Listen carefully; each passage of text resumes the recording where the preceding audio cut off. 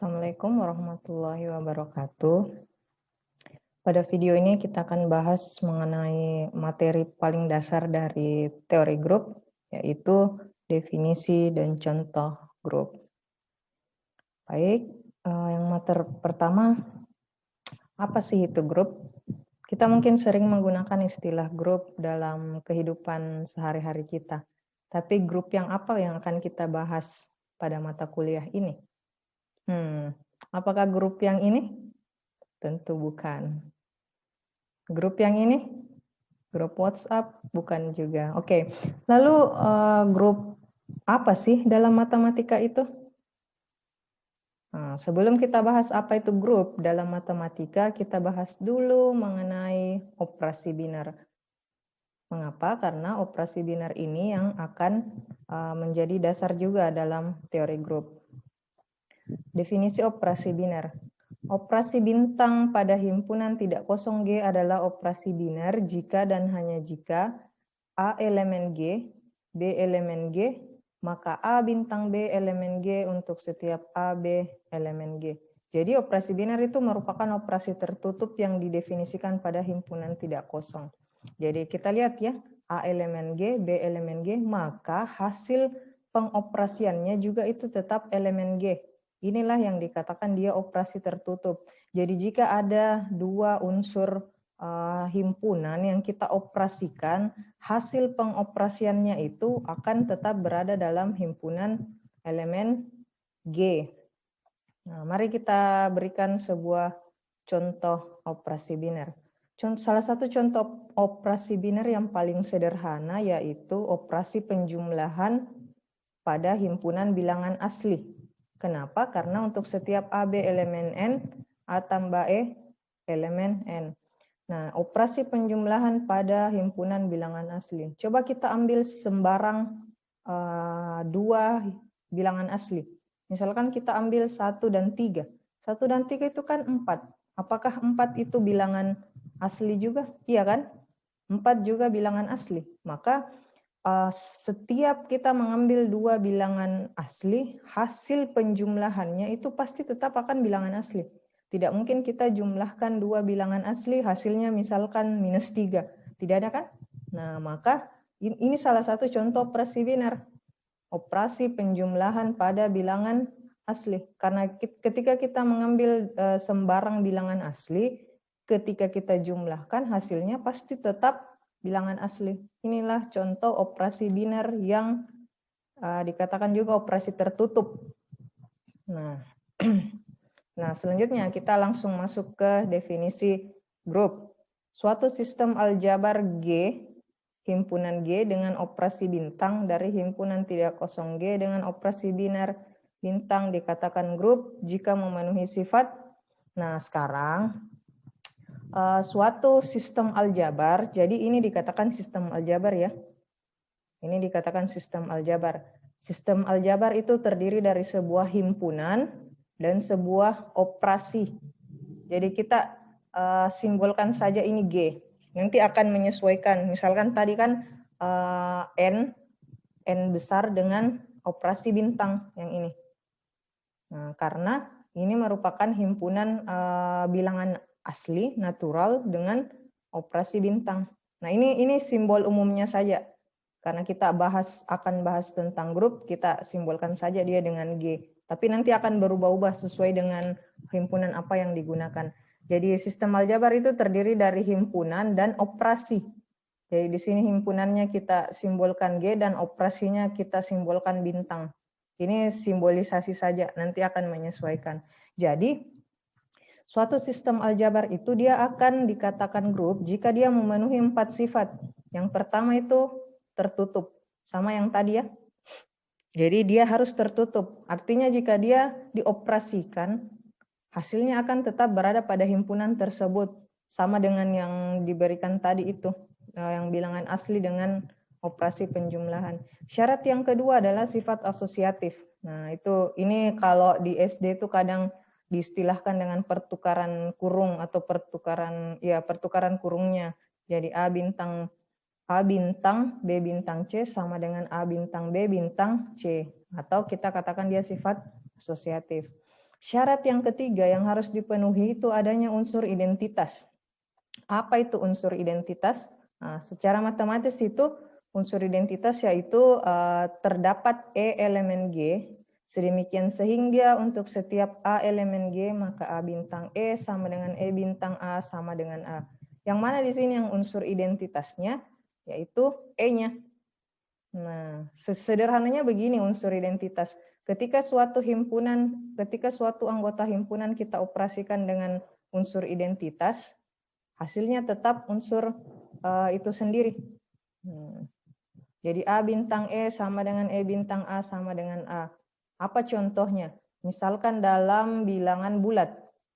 Nah, apa identitas dalam bilangan bulat penjumlahan? 0. Kan ketika kita menjumlahkan sembarang bilangan bulat dengan 0, misalkan minus 3 tambah 0, 0 tambah minus 3, hasilnya apa? Tetap minus 3. Berarti dia ada unsur identitasnya, ada E-nya. E-nya apa? Yaitu tadi unsur 0-nya. Nah, itu syarat ketiga. Jadi sudah ada 3 syarat ya, tertutup, asosiatif, dan unsur identitas. Syarat yang terakhir yang harus dipenuhi grup adalah adanya unsur inverse setiap anggota di G. Nah, secara matematis untuk setiap A elemen G terdapat A inverse elemen G sedemikian sehingga A bintang A inverse sama dengan A inverse bintang A sama dengan E. Nah, jadi simbolnya unsur inverse itu A inverse. Apa contoh? Nah, apa contoh dari unsur inverse? Misalkan kita masih pakai yang tadi. Tadi kan ini A bintang E sama dengan E bintang A sama dengan A. Kita kan tadi pakai misalkan minus 3 tambah 0 sama dengan 0 tambah minus 3 sama dengan minus 3. Unsur identitasnya 0. Nah, sekarang kita pakai ini di sini. Nah, A-nya kan minus 3. Minus 3 tambah apa? Sama dengan 0. Apa tambah minus 3 sama dengan 0. Nah, berarti 3 kan? Dalam bilangan bulat, minus 3 tambah 3, minus 3 tambah 3, 3 tambah minus 3 itu sama dengan 0. Berarti kalau A-nya minus 3, inversnya positif 3. Apakah di bilangan bulat semuanya punya inverse? Iya kan? 4 inversnya minus 4.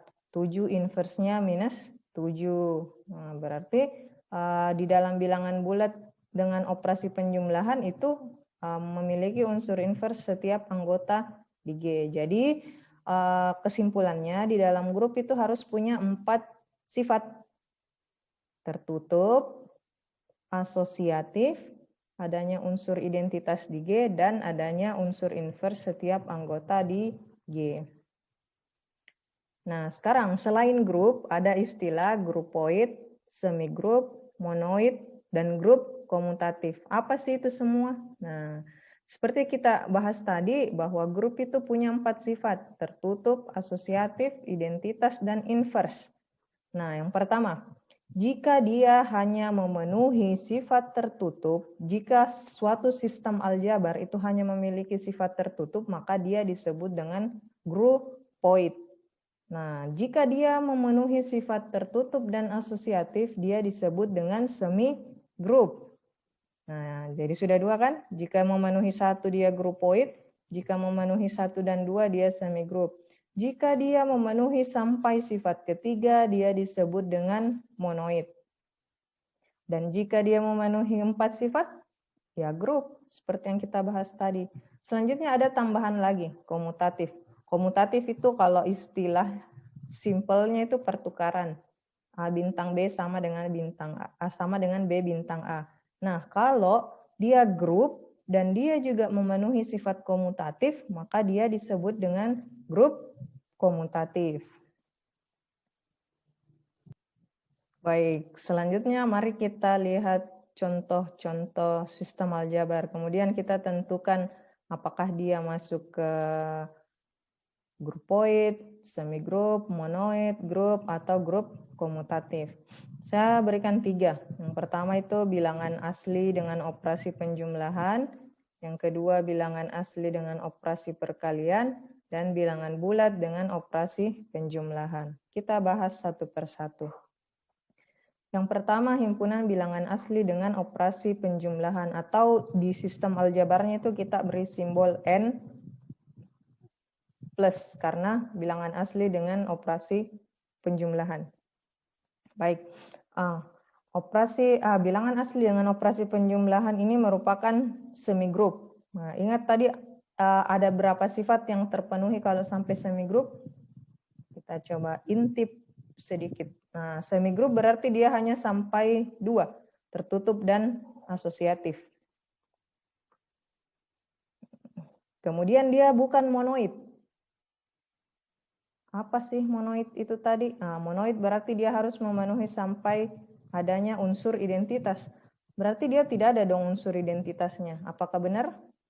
Nah, bilangan asli dengan operasi penjumlahan. Tadi kalau memenuhi sifat ketiga berarti dia harus punya identitas. Identitas itu yang kalau dia dioperasikan akan tetap kembali ke bilangan itu sendiri. Apakah dalam bilangan asli memang tidak ada identitas? Bilangan asli itu kan mulai dari 1. Misalkan kita ambil 3. 3 ditambah berapa akan sama dengan 3 kembali. Apakah memang tidak ada dalam bilangan asli ya? Nah, kalau 3 ditambah berapa sama dengan 3, ya 3 harus ditambah dengan 0. Tapi apakah 0 itu masuk bilangan asli? Bukan kan? 0 itu sudah masuk ke bilangan bulat karena bilangan asli itu kan mulai dari 1. Berarti benar dia tidak punya identitas. Ternyata dia tersangkut di syarat ketiga, identitas. Berarti dia hanya sampai semigroup, dia bukan monoid, apalagi grup. Kalau monoid saja tidak memenuhi, ya sudah berhenti, dia pasti bukan grup. Karena walaupun dia memenuhi inverse, dia tidak mungkin juga jadi grup karena syarat ketiga tidak terpenuhi. Tapi syarat inverse itu sih sudah pasti tidak terpenuhi juga karena syarat inverse itu harus dipenuhi dari syarat ketiga dulu. Jadi ternyata bilangan asli dengan operasi penjumlahan itu hanya sebuah semigroup. Baik. Kita lanjut contoh kedua. Contoh kedua itu bilangan asli dengan operasi perkalian. Jadi tadi dengan operasi penjumlahan, ini selanjutnya dengan operasi perkalian. Bilangan asli dengan operasi perkalian merupakan monoid. Monoid itu berarti dia bisa sampai syarat ketiga. Berarti dia tertutup, ya sudah pasti dia tertutup, asosiatif, dia punya identitas. Ternyata identitasnya ada 1, iya. Karena kalau misalkan 3 dikali berapa sama dengan 3. 3 kali berapa sama dengan 3? Ya tentu 3 kali 1. Apakah 1 itu bilangan asli? Iya. Tadi kan harus 3 tambah 0 karena operasi penjumlahan. Kalau ini 3 kali 1 sama dengan 3. 1 itu elemen bilangan asli, jadi iya dia memenuhi inverse. Tetapi dia bukan grup. Berarti syarat keempatnya tidak terpenuhi. Berarti syarat memiliki unsur inversenya tidak terpenuhi. Nah, kita lihat 3 kali berapa sama dengan 1. Kan begitu. 3 kali berapa sama dengan identitasnya. Identitasnya tadi kan 1. Nah, 3 kali berapa sama dengan 1? Ya 3 harus dikali 1/3. Apakah sepertiga itu bilangan asli? Bukan. Itu masuk bilangan rasional. Nah, berarti dia memang tidak punya inverse kan? Berarti dia hanya sampai monoid, dia bukan grup. Dia hanya memenuhi sampai syarat ketiga yang identitas. Jadi kesimpulannya begini ya, kalau kita mau membuktikan suatu sistem aljabar itu tidak memenuhi suatu sifat, kita hanya butuh memberikan satu contoh penyangkal, itu sudah cukup. Misalkan tadi saya berikan 3 kali 1/3 sama dengan 1. 1/3 bukan bilangan asli. Nah, itu sudah cukup. Itu sudah cukup menjadi bukti bahwa syarat keempat tidak memenuhi. Lanjut kita masuk ke contoh ketiga. Contoh ketiga ini adalah himpunan bilangan bulat dengan operasi penjumlahan. Ini simbol dari bilangan bulat ya, Z. Oke. Dia grup. Ini sudah saya jadikan contoh sebenarnya tadi secara tidak langsung dalam penjelasan definisi grup. Jadi dia tertutup, dia asosiatif, ada unsur identitasnya itu 0, kan? Karena setiap bilangan bulat tambah dengan 0, dia pasti akan kembali ke bilangan bulat tersebut. Dia juga punya inverse, misalkan tadi inverse dari 3, minus 3. Jadi ternyata bilangan bulat dengan operasi penjumlahan itu adalah grup. Kemudian kita telusuri lebih lanjut karena dia sudah memenuhi grup, kita telusuri lebih lanjut apakah dia komutatif. Ternyata iya, dia komutatif. Karena penjumlahan bilangan bulat itu komutatif. Minus 3 tambah 5 itu sama dengan 5 tambah minus 3. Komutatif kan, tertukar dan hasilnya tetap sama. Berarti kesimpulannya bilangan bulat dengan operasi penjumlahan itu merupakan salah satu contoh dari grup komutatif. Oke. Nah, di sini ada beberapa latihan mandiri, ada 6 ya. Ada bilangan bulat dengan operasi perkalian, ada bilangan real, bilangan rasional, bilangan real dengan operasi kali, bilangan rasional dengan operasi kali, dan ada juga matriks. Jadi di dalam grup itu tidak menuntut harus himpunan bilangan ya, bisa juga di matriks dan lain-lain. Nanti lebih lanjut kita akan bahas, kalian akan menemukan berbagai jenis-jenis grup. Selanjutnya, nah ada istilah grup hingga atau finite group dan grup tak hingga atau infinite group. Apa sih itu grup hingga dan grup tak hingga?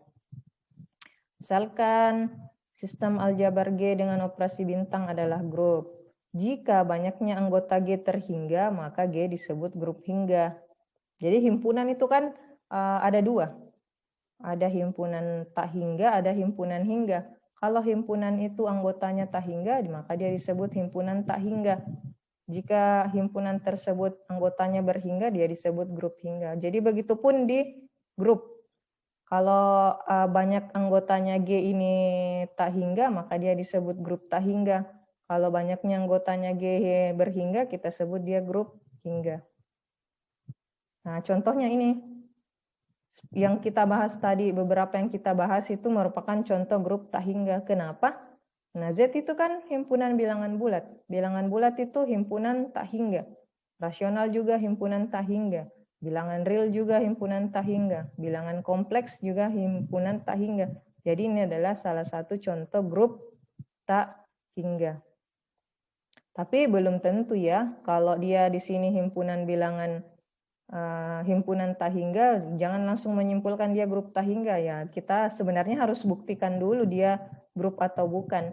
Tapi ini kan ya kita sudah sering, ini sangat familiar dipakai, jadi ini saya jadikan contoh untuk grup tak hingga. Kemudian ini contoh grup hingga, S dengan operasi penjumlahan. Nah, S-nya ini adalah himpunan tersendiri yang dibentuk yang anggotanya cuma 0. Anggotanya cuma 1, berarti berhingga tidak berhingga kan? Berarti dia masuk ke grup hingga.